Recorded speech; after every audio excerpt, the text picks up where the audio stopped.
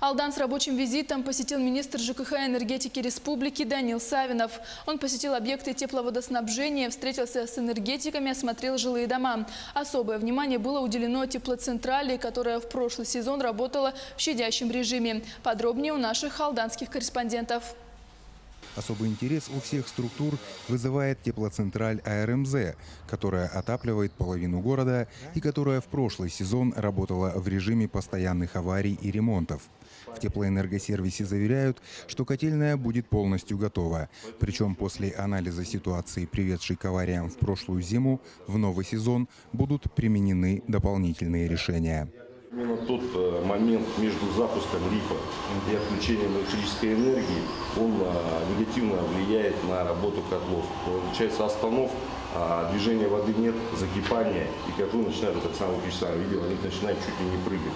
Поэтому мы еще рассматриваем такое мероприятие, как установка бесперебойного источника питания на сетевой насос. Действительно, коммунальная отрасль напрямую зависима от энергетиков. Даже плановое технологическое отключение электричества в зимний период может спровоцировать аварийную ситуацию на теплоцентрале.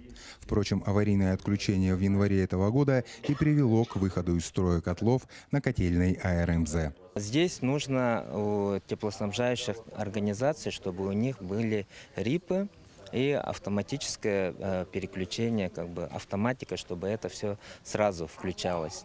И плюс бесперебойники для насосной группы, чтобы оно сразу не останавливалось.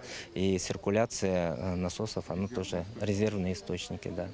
Еще один немаловажный вопрос – кадры. Человеческий фактор – такой же барометр работы крупной теплоцентрали. По словам руководства теплоэнергосервиса, к началу отопительного сезона кадровый состав будет обновлен и полностью укомплектован. Данная проблема до отопительного сезона, до начала, будет решена. То есть укомплектация будет полная? Укомплектация будет полная. Инженерно-техническими работниками мы будем укомплектованы полностью. В целом подготовка к зиме продолжается и набирает полномасштабные обороты. Закуплены материалы, скорректированы графики. Это отметил и министр.